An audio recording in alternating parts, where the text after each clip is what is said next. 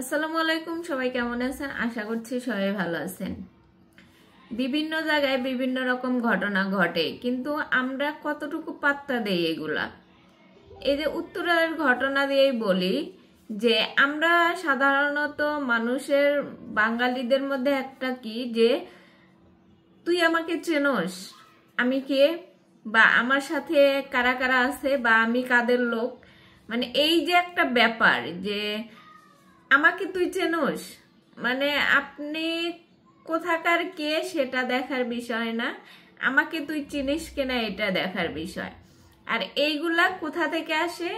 এই যে friend circle বলেন বা গ্যাং বলেন, কিশোর গ্যাং বলেন, যাই বলেন, এই যে ফ্রেন্ডস কিন্তু অনেক ধরনের হয়ে থাকে। ফ্রেন্ডসরা দেখা যায় যে বন্ধু হিসেবে সব সময় পাশে থাকে, যে কোনো বিপদ আপদ যাই হোক না কেন একজন বন্ধু আরেকজনের সাথে থাকে। কিন্তু বন্ধু হয়ে যখন অন্যায় কাজে সহযোগিতা করে তখন কিন্তু সেটা বন্ধুত্ব থাকে না, সেটা একটা গ্যাংয়ে পরিণত হয়। আর এই যে বর্তমান যুগে যে কিশোর গ্যাংগুলা বেড়ে গেছে, এখন যে বর্তমান যুগে মানে গ্রুপিং করে করে যে অন্যায়গুলো সংগঠিত হয়, এই জিনিসগুলো বর্তমানে প্রচুর পরিমাণে বেড়ে গেছে। সমাজের মধ্যে একটা জিনিস কি, ক্ষমতা দেখানো, যে কার কতখানি পাওয়ার আছে, তুই আমাকে চিনিস, আমার কত পাওয়ার, মানে এই জিনিসটা যে এই ব্যাপারটা যে সবার মাঝে চলে আসছে, বিশেষ করে তরুণ যারা, তাদের মধ্যে একটা জিনিস খেয়াল করবেন যে তারা তাদের মতো লাইফ লিড করতে চায়, যে যা খুশি করব, যেভাবে খুশি চলবো, কেউ কিচ্ছু বলার থাকবে না, কেউ কিচ্ছু বলবেও না। আমরা যদি অন্যায়ও করি সেটা আমাদের ব্যাপার, কেউ কারো কিছু বলা যাবে না। এখন বলা যাবে না, কেউ কিছু বললে উল্টো তারা আরো তাদের উপর হামলিয়ে পড়ে, এবং এই যে বিভিন্ন ধরনের অপরাধ সংগঠিত হয়, এইগুলা কিন্তু এই কিশোর গ্যাং দ্বারাই বেশিরভাগ হয়। কারণ তাদের মধ্যে একটা টেন্ডেন্সি থাকে যে আমার লাইফ আমার মতো আমি চলবো, যেখানে খুশি যেমন খুশি চলবো, কেউ কিচ্ছু বলতে পারবে না। এদিকে ফ্যামিলিও কিছু করতে পারে না, এরকম মন মানসিকতা যে ছেলে মেয়েরা আছে তাদের সাথে তাদের ফ্যামিলিও পারে না। এখন এই জিনিসগুলা যে বেড়ে গেছে সমাজের মধ্যে, যে আপনি আপনার সামনে থেকে একজন মানুষ আসতেছে, আপনি যাইতেছেন, হয়তো ধাক্কা লাগলো, ভুল হইতেই পারে। বাহিরের দেশের মানুষ এটাকে কি বলে, সরি বলে চলে যায়, মানে এটা স্বাভাবিক। আর বাংলাদেশে যদি এরকম হয় যে একজন আরেকজনের সাথে ধাক্কা লাগে বা কোনো ধরনের একটু সামান্য কথা কাটাকাটি হয়, সেটা একদম মার্ডার পর্যায়ে চলে যায়, একদম মারামারি পর্যায়ে চলে যায়। এই যে ব্যাপারটা যে আমাদের কতটা অবক্ষয় হয়েছে, যে মন মানসিকতা, একজন আরেকজনের সাথে কথা কাটাকাটি হতেই পারে, একজন আরেকজনের সাথে মতের মিল নাও হতে পারে, তাই বলে সেটাকে বন্ধু বান্ধব ডেকে এনে, গ্যাং ডেকে এনে সেটা নিয়ে যে এত তুলকালাম, যে সেটার পরিবর্তে একজনের জীবন নিয়ে নিতে হবে, একজনকে শারীরিকভাবে আঘাত করতে হবে, এই জিনিসটাই হচ্ছে সমাজ থেকে মানে সন্ত্রাসী কর্মকাণ্ড। কোনগুলা বাংলাদেশে বর্তমানে এত পরিমাণ বেড়ে গেছে, অতীতেও ছিল, এটা না যে অতীতে ছিল না, ছিল, কিন্তু এতটা প্রচার হইতো না। এখন আমরা সাথে সাথেই জানতে পারি আজকে কি হইতেছে, এখন কি হইতেছে, আমরা ঘরে বসে এটা জানতে পারি, যার কারণে কোনো কিছু হইলে আমরা সেটা আমাদের সামনে সবকিছু প্রকাশ পায়।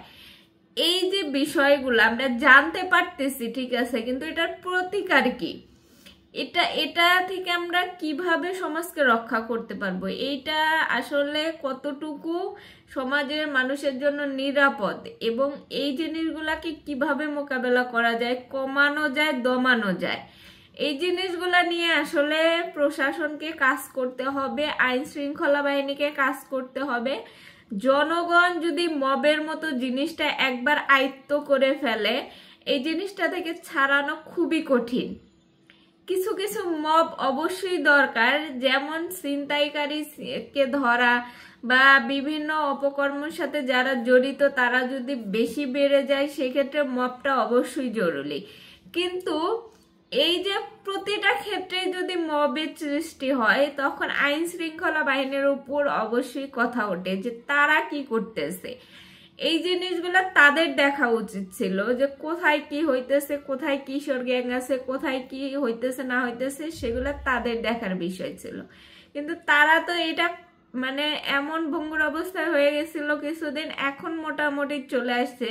এই ডেভিল হান্টের পরের থেকে আমরা যতটুকু দেখতে পাইতেছি ইনশাল্লাহ এইভাবে যদি চলতে থাকে দেশটা একদিন এরকম চাঁদাবাজ, সন্ত্রাস এবং এই যে ছিনতাইকারীর মতো ঘটনা, তারপরে এই যে কিশোর গ্যাং, এইগুলা অন্তত বন্ধ হবে। বন্ধ না হলেও কমে যাবে।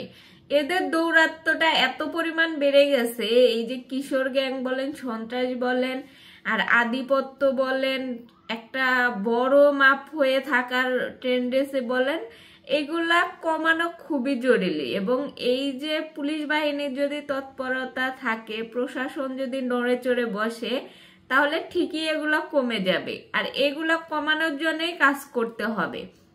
তো এই জিনিসগুলা কিভাবে কমবে, কিভাবে কমাতে হবে, এইটা আমাদের চিন্তা করতে হবে, আমাদের সতর্ক থাকতে হবে, সাবধানে থাকতে হবে। এখন আমার চোখের সামনে একজনকে মারতেছে, কিন্তু আমি ভয়ে যদি না এগোই, আমি যদি ভয়ে কোনো কথা না বলি, তাহলে সেই পরের টার্গেটটা কিন্তু আমি হতে পারবো। এই জন্য আপনার সামনে যেটাই অন্যায় হোক না কেন সেটার প্রতিবাদ করা এবং এটা নিয়ে সোশ্যাল মিডিয়াতে অন্তত এটা নিয়ে প্রকাশ করা যে এই অমুক জায়গায়, এই জায়গায় এর সাথে এই হয়েছে। কারণ আমরা যত চুপ থাকবো তত এগুলা মাথা চাড়া দিয়ে উঠবে। যেহেতু সোশ্যাল মিডিয়ার যুগ, এটাকে আমরা ভালোভাবে কাজে লাগাতে পারি। যে এই যে সন্ত্রাসগুলা, এগুলা কারা করে, এগুলা কারা করতেছে, কিশোর গ্যাং কারা তৈরি করতেছে, কারা কিশোর গ্যাংয়ের সাথে জড়িয়ে পড়তেছে, মানে কিশোর গ্যাং থাকা ভালো, কিন্তু তারা যে কর্মকাণ্ডগুলো করে সেগুলোর দিকে নজর রাখতে হবে।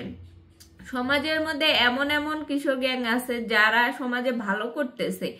যেমন গ্যাং বলতে কি একটা গ্রুপ, কিশোর মানে কিশোরদের একটা গ্রুপ থাকে, সেই গ্রুপটা আসলে কোন কাজটা করতেছে, তারা কি মানুষের ক্ষতি করতেছে না তারা মানুষের ভালো করতেছে। এমনও গ্রুপ আছে বাংলাদেশে যারা কিনা সমাজের অনেক ভালো ভালো কাজ করতেছে, এরাও কিন্তু কিশোর গ্যাংই। গ্যাং মানে এটা না যে তারা শুধু সন্ত্রাসী কর্মকাণ্ডই করবে, তারা এটাও হতে পারতো যে মানুষকে না মেরে, চাঁদাবাজি না করে, সন্ত্রাসী কর্মকাণ্ড না করে তারা মানুষের উপকার করত, ভালো জিনিস করত, তাহলে সমাজের মধ্যে এই জিনিসগুলো এত বেড়ে যাইতো না। যাই হোক, সবাই ভালো থাকেন, সুস্থ থাকেন, আল্লাহ হাফেজ।